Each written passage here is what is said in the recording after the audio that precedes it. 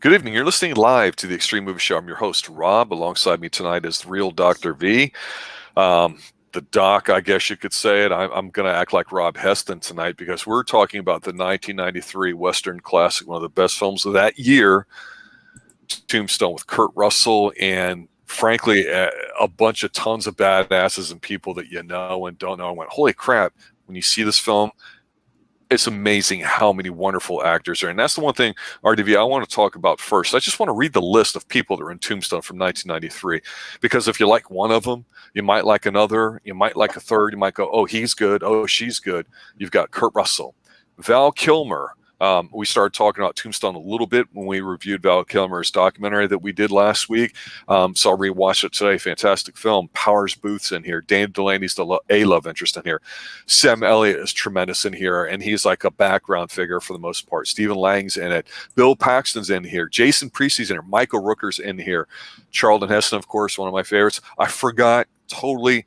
You got Billy Zane in this film as well, too. And that's exactly how Billy Zane should be. You even have Terry O'Quinn in here, too, I think is the town like mayor or something. And it's like, holy crap, he's in there as well. And you got a very sniveling old idiot that I went, I know that voice. And I rewound the scene, and I rewound it, and I went, oh, my God, that's the guy that was married to the blonde chick and carried their blood around, too, whose name I forget, but he was in Bad Santa. Billy Bob Thornton was in this, too, with hair. I'm like, oh, my God, he played such a sniveling coward. It was fantastic. It's directed by George P. Cosmatos, who's actually not done a lot of films, but the films that he's done have been pretty significant in terms of the list, as most of them are Rambo, First Blood Part 2, Cobra, both of them Stallone films. In fact, Stallone's the guy that recommended Cosmatos to direct it because something happened. He did Leviathan, and then he did Tombstone before he did one more film. Yeah. His son, Panos, is able to fund Beyond the Black Rainbow, that I have mentioned many times on here before. And then you and I did his second film, Mandy, with Nick Cage in it too. The residuals from Tombstone alone were enough for him to finance this film for his son. So I think that's pretty neat. But all of us, I'm just gushing because right now, very rarely do you get a film that works on just about every level. It's got actually a lot of, I think, messages in it that you're watching if you're not having the bromance of the film overtake you because of how much testosterone there is. Frankly, it's a very simple story. It's basically a revenge one. It's the gunfight at the OK Corral. You see how it's all set up. It's a great period piece where it's set because it's filmed pretty much on location. And with all the people we talked about, finally got them all together on one screen to have a film. And I think it's pretty straightforward. No gimmicks, no tricks. Hey, put that talent out there, put them in position to be successful, and you've got an awesome, awesome film. It was a smash at the box office. It was great, too. So, all right. That was a long initial reaction for me. I know that. I try not to be that long. But let me hand it over to you. What was your initial thoughts on this movie? And then when you saw it, how did your initial reactions change on it? Did you like it more? Did you like it less? I mean, what was your take? When I first came across it, I saw everything. You got Stephen Lang, you got Sam Elliott, Dana Delaney. He's famous for not really for being on screen, but more for being behind the scenes as voice acting for Lois Lane in the 1996 Superman cartoon. Kurt Russell, who is a big Disney guy, coming into this. You also got Val Kilmer. Michael B.N., Powers Boothe, all those guys. Robert Bergman. That's like I said, I love all these actors in here. Bill Paxton, Jason Priestley, Michael Rooker. Yeah, he said the whole cast is it's just fun. And it's loosely based off the events that happened in Arizona during the OK Corral, which was an awesome story. If you're a cowboy, if you're a guy who's in the Western outlaw stuff, this is one of the biggest events in the history that you're going to come to know and want to learn more about. So to see it actually on the big screen too is awesome. I didn't get a chance because 1993 I was like 7 years old, and I believe this movie was like rated R or something like that. But with a budget of $25 million, it knocked the socks off anything else came out that day. $56 million is what it made the box office, and I'm sure it's made more since then. Yep. This was Buena Vista Pictures back in the day.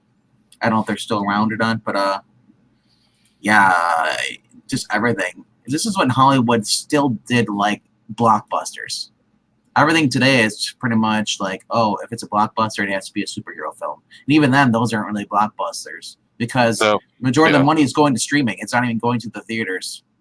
So it's not really a big thing. It's just like, we'll make it digital so anybody can just freaking go copy. that's what I hate about streaming. Because back then, in order to be a blockbuster, you had to. There was no internet, so you had to make the money in the theater, or you didn't make money at all. Yeah, for the most part, that's true until DVDs got real popular in VHS, because DVDs is a really significant side source of income, and you're totally right about it. So they couldn't afford to make mistakes. Either it was going to be a talent-driven film like this with good writing and direction, so they know they would have a chance of making, and Westerns were still not in favor. They haven't been for a very long time, and even though this is 25, 30 years ago, it was still extremely rare to have a Western, a legitimate Western type movie like this. And with all the star power, like I see on here, most of the budget's going to their salaries, I'm sure. But to me, there's zero sense of one-upmanship in here. I got to state the obvious, though. We talked about Val Kilmer in his documentary. I talked about how I thought, because he's the one that compiled a lot of the film together and involved some of the voiceover work on his documentary, that he knows what he's doing. It can be a bit manipulative as far as he wants you to see what he wants you to see or think and feel of him. That being said, he did that well, but it's absolutely true. When you watch this film, despite how great everybody does their role, the standout role that comes out is Val Kilmer, just because of his delivery. You feel like he's just on a higher level than everybody else as far as want to really make this a memorable type character in the way he can deliver it. You had even mentioned before how Val said, I got my face, stuck with ice cubes and all that. Could just give me this really disgusting look because I want to look sickly natural. And when you watch this, especially if you got like the super ultra blue def version of it, you can really see the colors on his face. And it's like, oh my God, I forgot how good he just did like that part of it. And then again, being filmed on location, nothing sexy, no big buildings. It's just a crappy little frontier town. And it feels like it's there. There's nothing there to distract you from the story involved, which I do want to mention the story, because people will argue about how realistic this movie is or a director's interpretation of it. If you didn't know the damn story and you just watched the film, it's interesting because I feel there's a lot of different things in there. And where I wanted to start off with it too is it's not just a revenge film, even though they set it up that way. You get somebody that's married to a woman that's got issues. Of course, he meets another woman that's very tempting for it, and that's Dana Delaney's character, Kurt Russell I'm talking about here.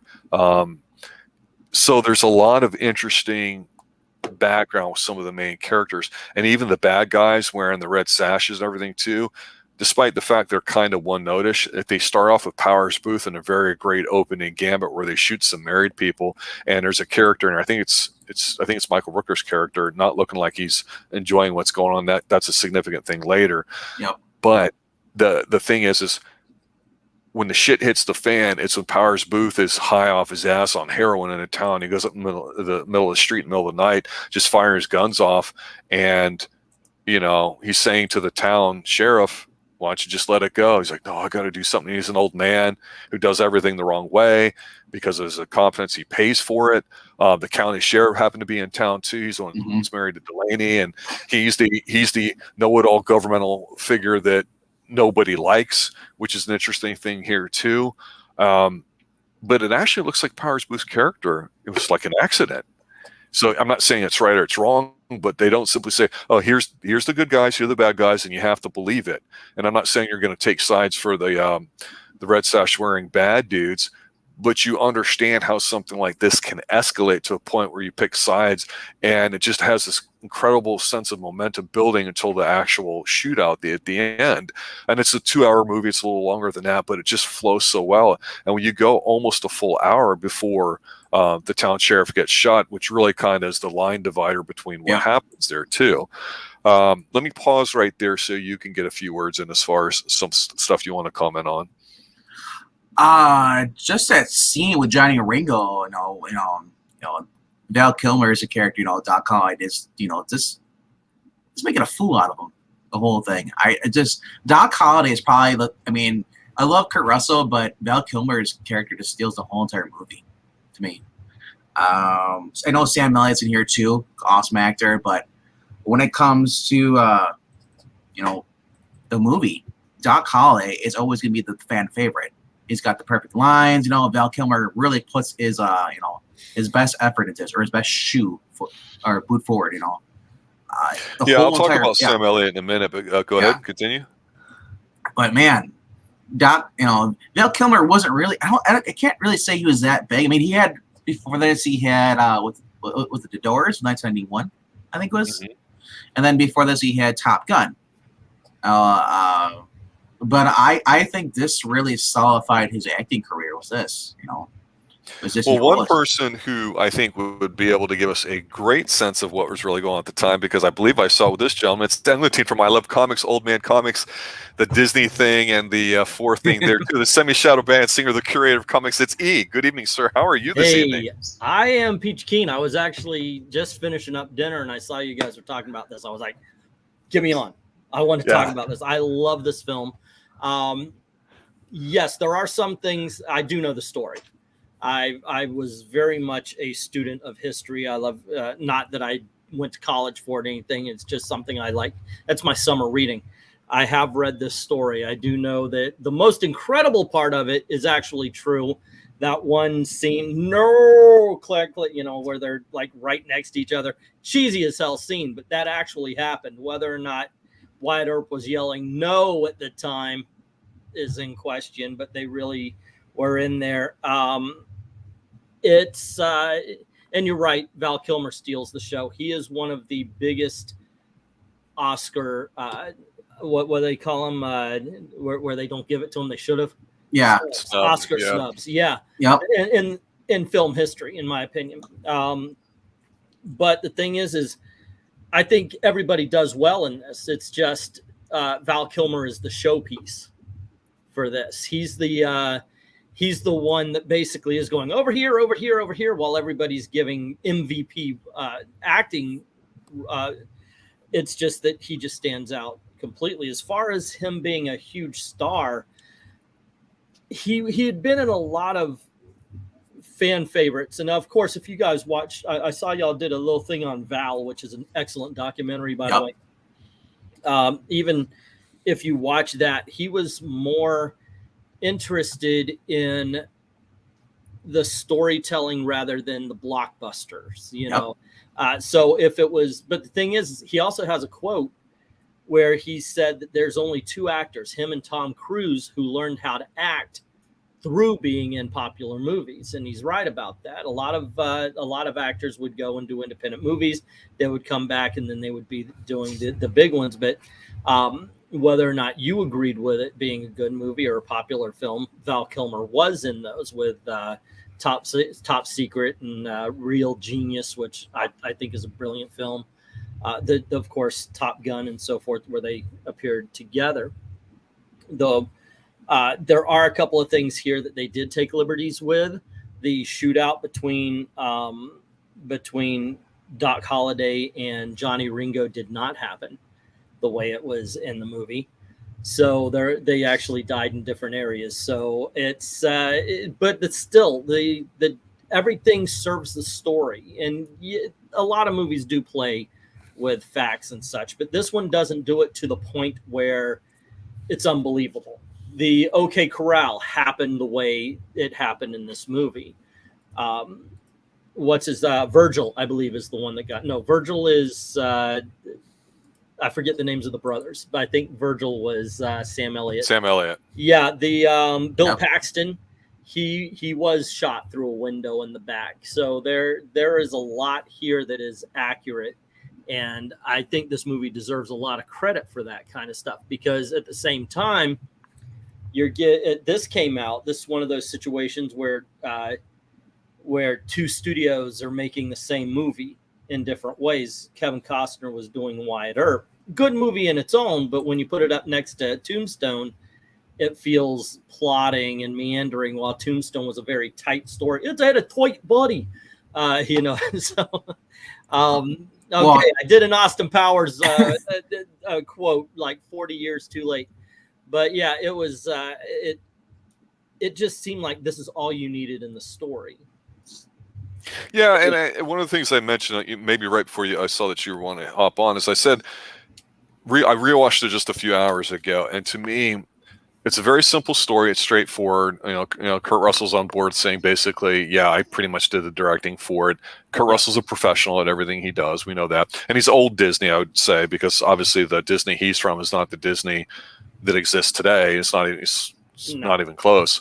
But you can look at this as like a bromance between him and Doc. You can look at it as, failed relationships because people have issues with their significant others in here. I actually saw a lot of anti-government sentiment here because, as silly as it sounds, and I'm trying not to take the wind out of a Western here, but that was the whole thing about it, is that, it was known as being a lawless town and all that, but then you went to the really, really nice one, which I think they named the Oriental, which nobody would do today. Right. And there's the nice psychology scene of how he kicks Billy Bob Thornton out of there and basically works his way in. And you're like, okay, is Kurt Russell a good guy or a bad guy? He's just a guy who knows how to get shit done. He knows human nature, and it was fascinating. But when Sam Elliott, you could see him in the background kind of like not looking, and he's thinking. And that's the beauty of this film, is you don't have to talk to kind of see what's going on, because a few scenes later, he finds out that Sam Elliott is going to go ahead and be the sheriff of the town. He's like, oh, damn it, why did you do that? And then Bill Paxon, of course, joins him. But the first thing they do is they say, okay, we're going to make it a gun-free zone, and we're going to confiscate all the guns, which is absolutely ludicrous. So it's amazing that you have all these different avenues to take, when really what it kind of comes down to is who's in charge, who's the boss, and whose rules go. And you see that ultimately that's what it kind of comes down to. But there's, I guess, a much bigger script involved and had to get pared down. But to me, I think that was so obvious that it really had to get mentioned in here too. And again, it's not completely cut and dry good and bad guys. It's just you understand how this happens. Speaking on a couple of those things, if you do go back and you read the news clippings, you will find out that this was not a cut and dried thing. The fight at the OK Corral was not, oh, well, these are the good guys and those are the bad guys, the way that it always shows up.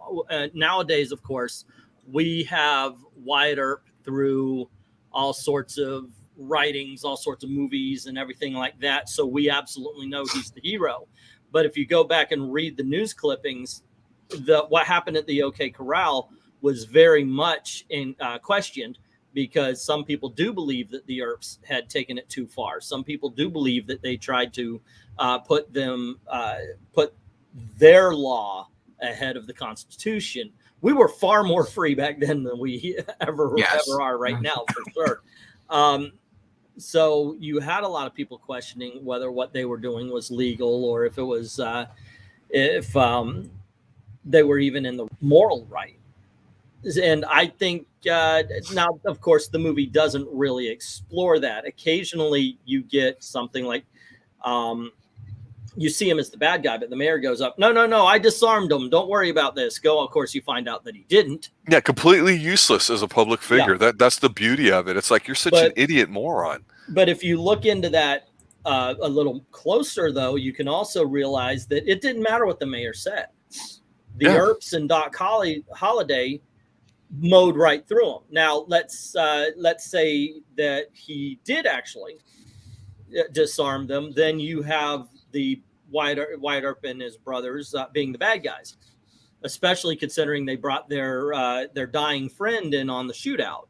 So there was a lot of moral gray areas as far as what was going on with this story. I love it. I think it's great. And yes, we did get a Western folk hero out of Wyatt Earp, who has become kind of a Paul Bunyan-like figure, who, he's bigger than life to us now, when, he made mistakes. And as far as you were talking about the relationships, and yes, it can be seen as relationships failing, because he was married at the time to a woman who was addicted to opioids, and he found the love of his life. They stayed married from then on. He just happened to be with the wrong person at the time. He found the right person, and they stayed married until he had died. So I don't know. There's a lot of stuff that's here in the story. If you know the story behind it. Some people don't like the movie because it's not 100% accurate. No history movie is going to be 100% accurate, just because they have to condense characters. I forget his name. He the dirty guy, the Clampa, whatever it is, who seems to be like Weasley, and he's a combination of a couple of characters. Though he does exist, but his actions are actually actions of a couple of different characters. Yeah, this is an excellent freaking film. And what I was talking about when I said everybody brings excellent acting to the table, you mentioned Sam Elliott. Sam Elliott is never not acting.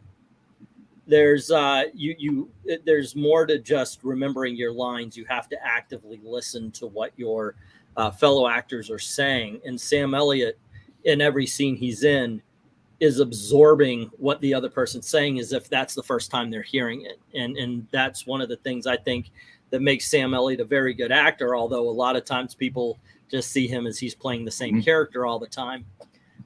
But there you go. I'm talking a lot. I love this freaking film. Michael Biehn, who we know from Kyle Reese's The Terminator. Yep. I thought he did a good job because he had that very intense, Absolutely. crazy look, and you're like, okay, this is the guy that's serious out of all of them. And it's kind of like almost a swerve because you're getting such a heavy and powerous Boothe as Curly Bill at the beginning and all that. And he's still kind of as the leader, but usually your leaders aren't necessarily your big time alphas. They're almost like a manager, and that's why you got, okay, my number 2 is really going to do my heavy hitting. And so you see that in here too. And another thing that's neat is I don't know if they needed it as part of the story, but a person that had a little bit of a mini renaissance in the 90s too, before he pared back his activities due to Alzheimer's, is Charlton Heston. They gave a scene in here for him, and nobody knows Westerns like Charlton Heston. He's been in a lot of them. So it's just neat to see him because he's the guy's ranch that they hole up in for like overnight towards the end of the movie, because once the ball starts rolling, things escalate a lot in here. And there's really almost no breathing time for it. We know it's not going to end well for both sides. Each one extracts a heavy price. And again, there's no swerve to it. I mean, it's cut and dry. And the joy and experience of the film is not just the set pieces, which I think are fantastic, but some people just say, oh, these guys have a romance, or we're like, yeah, they really care for each other. They have an affection to it. You can say, I love you to a guy, and it doesn't mean anything sexually about it at all. There's a certain respect for who you are as a human being. And the thing about Val Kilmer's character is he really made Doc very interesting just by who he was. And I don't think he overacted. Obviously, his accent was a big deal in his delivery, but even playing a piano with his, woman with him who kind of actually fed him a lot of the heroin too, and there was no complaint about it. It was just their relationship. It's like, yeah, it just, you could feel it, and it's hard to say it because most of the time you don't feel these relationships when you see them on the film. Well, Doc Holliday was from Money. So while he was Southern, he did have that aristocratic tone to him. Yeah, and that's what you're getting from him. And I love the accent. One thing that bothers me about this movie, and I don't know if you guys notice it, it has always bothered me.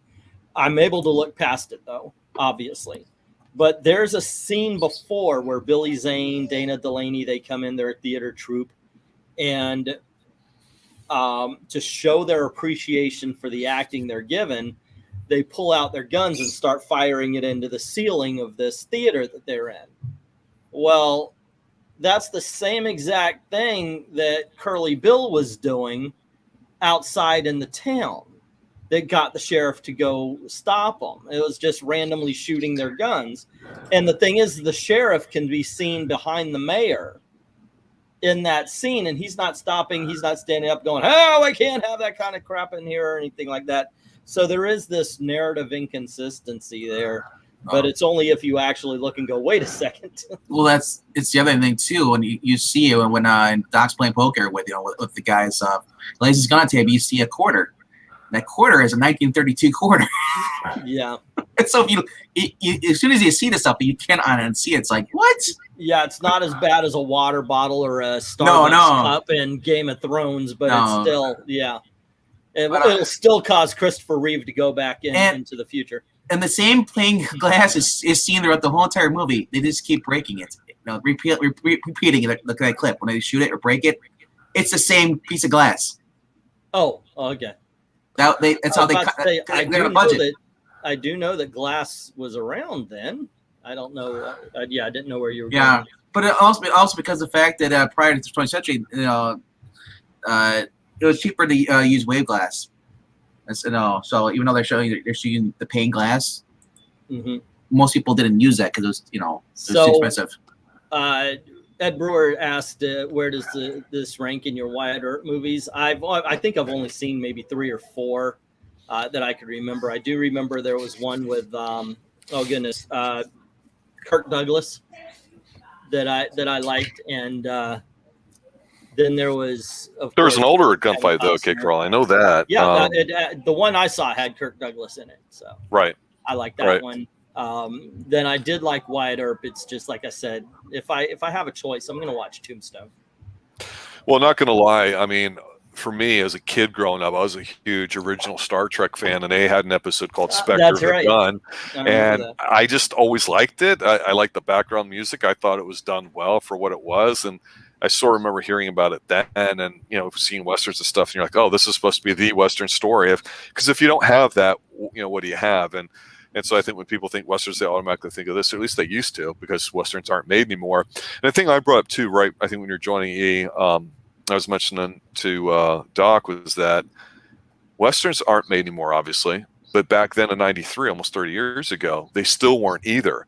So it was kind of rare in a way that, one, it was going to be a Western, and two, it ended up being so damn good, because once in a blue moon, when a Western comes out, it's usually freaking fantastic. And I understand most people used to watch Westerns and all that, and then that kind of faded away. But I still think once in a blue moon, if a movie's made like that, it's still really damn good. And it's disappointing to see that they're not. Even True Grit, the remake, was decent, Oh, I love that. I actually like the remake better than I like the John Wayne, and I love the John Wayne movie.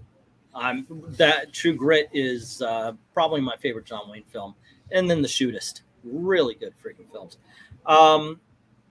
At the time, in 1991, I want to say, it might be 1990. Of course, Clint Eastwood got Best Picture with Unforgiven, and that kind of opened the door for some westerns. So we did have this. And I'm going to say it before, and actually the year before, Dance with Wolves came out, and that is a western. And I'll say this because I've mentioned how I was not a Kevin Costner fan, but I liked his movies. Like, for some reason, that is true. You were always of that opinion. I just don't. Something about him just rubbed me wrong. I have turned around and just realized, you know what? I'm a Kevin Costner fan, because you can't just keep making movies I watch and enjoy. And just with me saying that, you go watch something like 3,000 Miles to Graceland or stuff like that, which I enjoy. Draft Day, by the way, for you football fans out there, is incredible. Me and Gail just watched that again. But he is also the guy that kept the Western going. You're talking about, like, occasionally they would come up, Open Range. I highly recommend that movie. And if you guys really want to watch a good miniseries, watch Hatfields and McCoys. But Kevin Costner, for a long time, he was trying to keep the Western alive. And every time he went out with it was a good one. And I agree with Ed Brewer. Tin Cup right there, man. That is awesome. It is a really good golf film. He did star recently in a movie with Diane Lane. It was set in the 60s where their daughter-in-law ends up marrying not a great guy, and Diane Lane sees her daughter-in-law getting smacked around the town. Next day they're gone. They just want the baby back, and so Kevin Costner drive out to the place, and it's got Jeffrey, whatever the hell his damn name is, the guy from the Spy show. He plays weird characters. He's in it. And it's just a straight up pretty simple movie called like Bring 'Em Home or something. And they're just such wonderful as an older couple. I mean, Diane Lane's one of the most attractive women actresses, I think, of our generation, even in her old age. Costner doesn't say much in here, but he delivers that old school kind of vibe to it. And I agree with you. He's become that actor. He's become the actor that doesn't have to say much. He's got presence. And so when he does speak, even in Superman with the worst dialogue in the world, he has gravitas. Kirk Douglas is also the same way. And you mentioned he was in the studio system with Disney. Yes. And he came up with Disney. He started, I wanted to say, in Follow Me Boys with Fred McMurray. It's basically Fred McMurray was a scoutmaster, took everybody camping, and comedy ensues. And so he came up through that. Of course, everybody knows him like the Computer War Tennis Shoes and World's Strongest Man and stuff like that. And then by the time he was an adult, he's a well experienced actor, and he, even if you read interviews and you hear interviews in Escape from New York, Used Cars and such, he was a guy who entertained no bullcrap on set. Not that he was mean or anything. He loved working with professionals, but you had to be professional on a set. And what happened with Tombstone, to bring it back around to that, is they put on a director who had no experience. They just had no experience with this kind of movie, and he wasn't doing a good job. And more to the point, he knew he wasn't doing a good job, so he gave the reins to I lost his name. Kurt Russell. Kurt Russell, thank you. And so that's why he goes, I directed most of this. And he pretty much directed all of it. And if you look on IMDb, the original director of this hasn't been back since. So yeah, I mentioned how the person Cosmatos who did it is the guy whose son basically did Beyond the Black Rainbow, which and Mandy, which both films I think are fantastic. Really weird settings and imagery and stuff. It's just a great keen eye on what works. And part of it, I think, has to be by being around some of the films this guy's done, including this, because when you're around people that have been through the studio system, and Kurt Russell certainly one of them, knows what the hell he's doing. There's certain professionalism that I don't think exists today. Movies, you're professional today means something different than what it did back then. And I think, having all that experience on this film, you can really see it based on our performances. Yes, Val Kilmer's stood out because it was an eccentric performance. Do I think it dominated and outperformed other people's? I do not. I know some people go, "Oh my God, he's the best thing. Everybody else sucks." Well, no, that's not true. Everybody's that's not true at all. Got a nice heavy presence to him. It's really, really good. If I may interject for like 5 seconds. Yeah, sorry, I'm doing a lot of talking. 5 minutes. And East sighting is rare, so we're let's. This is not Elliot Standard Time, but he's here. Yeah. Yes. I want to point out the other thing I really liked about this is not just the cast, but you could really feel the tension between both the Clantons and the Earps in this. Yes. When they killed the Clantons killed Morgan, injured, Virgil, and then it became even more personal. It's like now it's like, and then Doc, who's got tuberculosis, he's dying. That's this.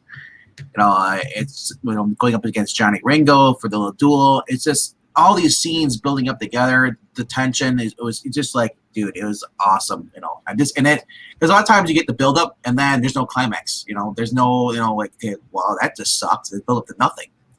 This builds up to something and it delivers. And I mean, we always say if they did a reboot this, they probably wouldn't do it as well. They'll never do it as well as this. But I think they could, if they did it in their own way, they might be a success. It wouldn't be a reboot of Tombstone. They might call it Tombstone, but it'll be a reboot of the Doc Hollywood Wyatt Earp story. Yes. God dang it! I keep saying Doc Hollywood. Obviously, I love that Michael J. Fox movie. It's a good Michael J. Fox movie, but I'm trying to say Doc Holliday. To answer Jim Sorensen, Quick and the Dead wasn't a big enough film to destroy the Western. Granted, it's got its problems. I enjoy it, but I get it. It's not something that explores the West. It's just a gunfight movie. But there's another movie that came out as a Western that cost a huge sum of money and failed. A lot of people might not think of it as a Western. And I got to point my fingers at my boy, Kevin Costner. It's called The Postman. That came out and bombed hard. Never saw it. I saw her seeing it on the VHS tape on the wall of Blockbuster, but I passed it up because I highly recommend this piece of crap. I really do. It's one of those things that makes you go.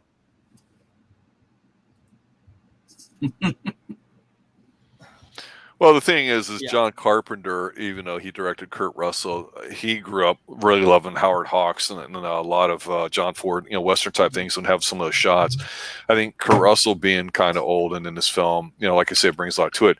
There's not a lot of people in here that haven't. Terry Quinn, like I say, is in here too. He's that guy. Like, oh, damn it, he was in everything, and you just didn't know it. He was in Terminator, I think, as well. And it's a totally different kind of film, and it's, I think of John Carpenter's movie, last real big one really was Vampires, like with Ed James Woods in it, and who's fantastic in it. But he says, I just wanted to make a Western, but I threw vampires in it. I'm like, okay, I get it. And I think when people watch it, they don't get it. And it's like, well, why are we making a movie about a gunfight at the OK Corral? It's just a stupid gunfight. I mean, and that's where I think the conversation, especially on something like this, gets lost, because back around this time here in the early 90s, music had changed a lot, not for the better. TV was changed a lot, not for the better. Everything seemed to make this huge, big tonal shift on what people thought were good and okay, what you could get away with. And all of a sudden, Tombstone people were saying, oh, this is really graphic, it's really violent. I'm like, no, it's not. This is nothing violence-wise. And it's amazing to me what people thought of movies back then in terms of violence and how intense they were compared to now. It's not even close. I want to point out that Ed was saying that about the movie that killed the westerns. It wasn't until 1999 that we got a movie with Will Smith that killed it.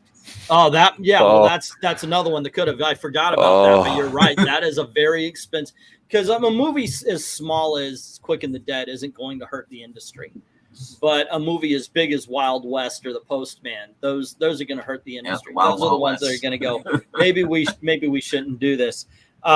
Now, Ed's asking questions that may actually need its own video, because basically he's asking about favorite Westerns and great Westerns.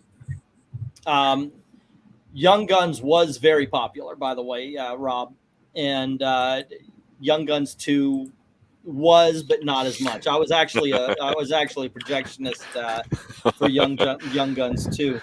Young Guns made a lot of money. I liked it. I enjoyed it. I remember Tim, our friend Tim, laughed at me because I'm like walking out and I'm like, oh, he goes, you want to be a cowboy now, don't you? I'm like, yes. So when a movie can kind of get you that excited and all that kind of stuff, of course you're going to enjoy it. But yeah, I enjoyed Young Guns. I enjoyed Young Guns 2, but a little bit less. It's actually gone down a little bit more and more. I respect some things about it, but not others. I think there's just too much of an Emilio Estevez thumbprint on Young Guns 2. Well, I said then, and I'll say it now, and RDV, I don't know if you have these thoughts about stuff, but it's because this is a revelation here. The reason why I never saw Young Guns is because Estevez was in. I said, I just can't see him as a Western. There's a scene. No way. There's a scene there with George Pepin and Billy Kid, played by by Emilio Estevez, and then he's like, hey Charlie, I see you or hey Pepin, I see you got Charlie Carper down with you. And he's like, yeah, we got a hole. Hey Pepin, Charlie Carper's not with you anymore. I love that. The when I say it's too much of an Emilio Estevez stamp, I actually think Emilio Estevez is a good filmmaker. He's directed before. He writes movies and such like that. He didn't completely disappear after the 80s and the backpack fell. But I think he was an actor on Young Guns, but I think he had too much control over the second movie. And so it felt more like an Estevez movie rather than a Western with Estevez in it. Yeah, that's what I was trying to say. Sometimes you feel that in some sequels where the first one was a movie with a certain actor, but this is an actor's movie. If you watch, I think the difference between First Blood and Rambo, that to me is a good example as well. The second one was a Sylvester Stallone film. The first one was a movie with Sylvester Stallone in it. Yeah, I like the first one, and I always forget that Charlie Sheen's in the first Young Guns. Yeah, so it's like you got the Sheen brothers on there, and Charlie Sheen playing the straight face serious one, and then here comes Estevez playing basically what Charlie Sheen plays today. That is actually something that happened as well. The land wars, that really did happen. The fact that somebody else's picture was drawn as Billy the Kid, and so that's one of the reasons why he was able to travel the way he did, is because a lot of wanted posters had somebody else's picture on it for a while, and they actually touch upon that in the first Young Guns movie, where Charlie Sheen is just lambasting Billy the Kid, and he's talking about how horrible he is, blah blah blah, and then freaking Kiefer Sutherland's character shows him the wanted poster, and it's Charlie Sheen, not Emilio Estevez. And I gotta say, for being two entirely different movies, the style and stuff, I liked his Holiday as well. Okay, so those. Say again. I liked his Doc. It wasn't supposed to be Doc Holiday as far as I know. That's not. Yeah, that's no, not. But, Doc but they call them Doc though, and I was compared Kiefer played Kiefer Sutherland. Yeah, how he played that Doc, and then you got the Doc Holiday in this movie, and I like both their performances. I mean, you could have. Go ahead. Oh, go ahead. No, you finished. I'm talking way too much. I was just saying, I wouldn't bother me if they would have made actually Sutherland's character actually Doc Holiday. It wouldn't have changed the story for me. It just would have made more fun. I think some of us would have a problem with it. We're like, wait a second, he wasn't part of the Colorado Land Wars. Hollywood. Everyone's part of it. The weird thing about seeing Doc or Kiefer Sutherland as Doc in Young Guns was that Rob and myself knew him as the villain in Stand By Me. We know him as the villain in the vampire movie. Lost Boys. Lost Boys, thank you. So he's this tough guy, and the character of Doc in Young Guns is a very soft-spoken poet who, by the way, if you look, they even bring it up in the movie, that half of that in the second one anyway, that half of the people that Billy the Kid is credited with killing, Doc killed. So if you actually watch, Doc really does kill a lot of the people there, even though he's the soft-spoken poet. Yep. So yeah, we're talking about all sorts of westerns today now. Yeah, but I think Rob and I will cover Young Guns one of these days. Yeah, that's one we've talked about, and it's one of those films that like I said, I admit I didn't see because I said that's Charlie Sheen or it's whatever his name is. Can't take him seriously as a Western kind of guy. I couldn't see it. He didn't have to look for me for it, and it looked like it was going to be kind of goofy and funny, and that's what Three Amigos was supposed to be, not a real Western, and I just wanted a real Western. To be fair, it's got its goofy moments. It's not a goofy movie. Three Amigos, in my opinion, is brilliant comedy. I gotta tell you, I know that gets a lot of poop, but I will defend Three Amigos. Blazing Saddles is not a Western. Okay, it's a comedy, right? I mean, so that's why I say that there's certain things about it. And I think one of the things about Westerns to me is I think it's about as flexible as science fiction as far as what you can do as far as telling stories and stuff, where like horror, not really. Comedy can be funny, but it's hard to be serious. I don't know. To me, that's the one thing I still have to give Tombstone a lot of credit for as we finish up here, is that it's a great film, but it definitely feels like a Western. It doesn't feel like it's just a big slap a bunch of people together and call it a blockbuster. It came out on Christmas in '93. Just great film. It was one I went, wow, this is a really great film. And after rewatching it it's been almost that long. I was saying, wow, what a great film. I'm really impressed by it too. Tremendous. Let me ask you a question, you guys. Now, I saw you guys did a thing on Val, and I was like, oh yeah, I wanted to see that. I didn't know it was out, so I watched it. Immediately, even as I'm watching it, I want to watch Tombstone, and I want to watch Top Secret again, and I wanted to watch all of the good Val Kilmer movies, only to find out that The Doors ain't that good anymore. I've read I know it was based on No One Here Gets Out Alive. It was a autobiography or a biography written by the same guy who did that Jim Belushi attack piece. So I've read the real story. I know the real story, and I can't watch that movie anymore, even though Val Kilmer gives a freaking brilliant performance in it. But I did. I after I saw that, I'm like, I want to watch Tombstone. This is such a great film, and I want to watch what I consider his best performance, Val Kilmer. Yeah, that's kind of, we had talked about it. RDB came up with the idea. I was like, hey, had you seen this? And I said, well, let me check it out. So I watched it, and we went over it, and it was like, I considered it a bit propagandish because, I'm a built-in cynic, that. But I liked it. I thought it was done well, and it didn't seem like he was really in your face about it. It was nice to see a little bit of that. And I think I can see why people find it being popular, because it's not a behind the scenes of or the making of, It was just, let me piece some stuff together and talk a little bit. And if you're a fan of somebody and you get that kind of access, that's great. It's not like keeping up with the Kardashians or some other nonsense. No, But yeah, it made me think if if he died and we wanted to talk about his movies and we wanted to review one or two, of course, Tombstone comes to top of everybody's list, at least yours and mine. Yeah. But there's a whole bunch of other stuff as well. And I thought that the movie Val, for some things, it actually showed his side of the story. The Island of Dr. Moreau, I found that segment I found very interesting because I only heard the studio side. Yep. You know, I never heard the Val Kilmer side that he was pissed because he was saddled with a director that he didn't sign on with. That he was that this director, as big as he was stifling the one person he wanted to work with. He wanted to work with do your job. Yeah. Do your job. Don't complain. But you paid a crap ton of money to do it. And I can understand it. I can understand him being upset because if you want to work with Marlon Brando, you want to work with Marlon Brando. You don't want to work with somebody they're saying, no, I don't want you to be Marlon Brando. I want you to be somebody else. And so I can understand why he was frustrated on set for that. But you're right about this. And Nerdy Texas Accountant is that we got to do a best Western, not about the hotel, but about a video, a top 10 best Westerns. Yeah. See, Nerdy Texas says there's lots of comedy Westerns. I don't consider Westerns like comedy, like they're funny to me. There's certain like themes to them.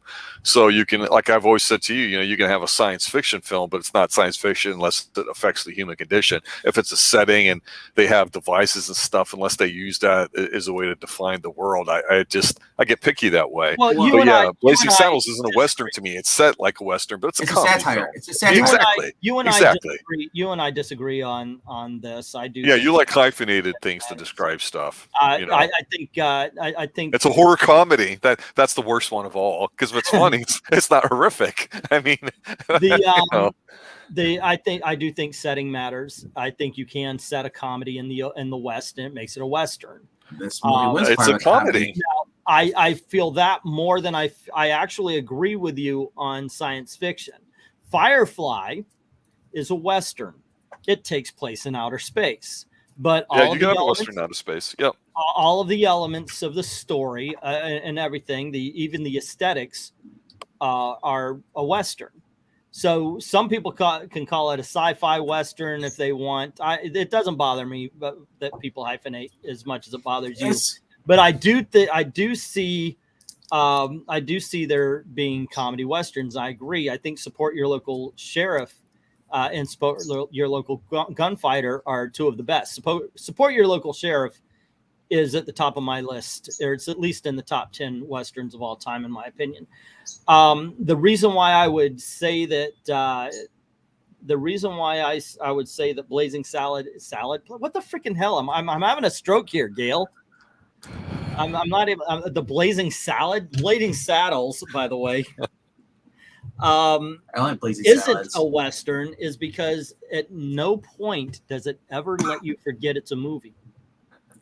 And then when it finally breaks the fourth wall at the end, it just goes over. But all throughout, if you watch and you pay attention to the jokes, it is constantly reminding you that you're watching a movie. This is absolute 100% satire. So I think it's more comedy than Western. And that's why I agreed with you on that one. But I do believe that there can be comedies and Westerns. So. Two things. That should be your next. If you're gonna have a Blazing Saddles watch, that should be your dish you bring. Is blazing salad. Have the Western sauce with it too, if you want to. And then this movie Tombstone has situational humor in it. Every time you see Doc Hollywood, especially with the first scene with Johnny Ringo, you know, with Michael Biehn in there and all. Everything is, I'll be your Huckleberry and all that stuff. It's just there is situational. Now I would not say it's comedy Western. But I'll say there are hints of comedy in it, but it's majority a Western. When people say comedy Westerns like Blazing Saddles, I look at it as a comedy that takes place in the Western. Right, that's the setting. If I ever ask Val Kilmer, if I ever see him, I got to ask. Because I'm here, Huckleberry. He goes, well, is there any of you, blah, blah. And he goes, I'm here, Huckleberry. That's what I hear. But everybody tells me I'm your Huckleberry. I'm your Huckleberry. I'm hearing here But that's just me. But yeah, because meaning that I'm your Uncle Barry, I'm your Huck Finn. You're looking for I me. want your blood. I want your soul. I Yeah. want him right now. I love the way he says that is freaking perfect. Good job on Michael Biehn. That is one of the best line readings of all time. I want your blood. Oh my gosh. Yeah, that is some fun stuff right there. But let's go around. If you want a comedy western, Paint Your Wagon. Don't see that movie. Don't see it. He is lying. You have to see it once. This movie sucks. Don't. It's not extreme. Everyone is extreme. This is a musical that. It's a musical. Tried to convince Lee Marvin he could sing. It's no Oklahoma. It is no Oklahoma. Oh my gosh, that movie's okay. I'll tell you what. If it was about an hour and a half long, I might say, you know what, you got to see this piece of crap. But this is a 3-hour long piece of crap. I sat there and watched it, and I enjoyed it. This is you went to the Brazilian steakhouse buffet and you sat there for 3 hours shoving yourself with meat. Piece of crap. This is not something you want to experience again. If you can sit through the Irishman, or then you can sit through this. The Irishman was better than Paint Your Wagon, dude. Well, as we devolve here towards the end, let's just finish up with our final thoughts on Tombstone, because that was the real, exciting thing to discuss too. And it's just kind of organic how it came up talking about Val. We were thinking, we're like, well, why not Tombstone? It's really that good of a movie. And part of me goes, well, I haven't seen it for almost 30 years. Is it? And I wasn't sure, but I felt like it would be. And after watching, I definitely thought so. But great film. It's definitely in my top 10 of 1993, which we've done those lists before. So yeah, E, what's your final take?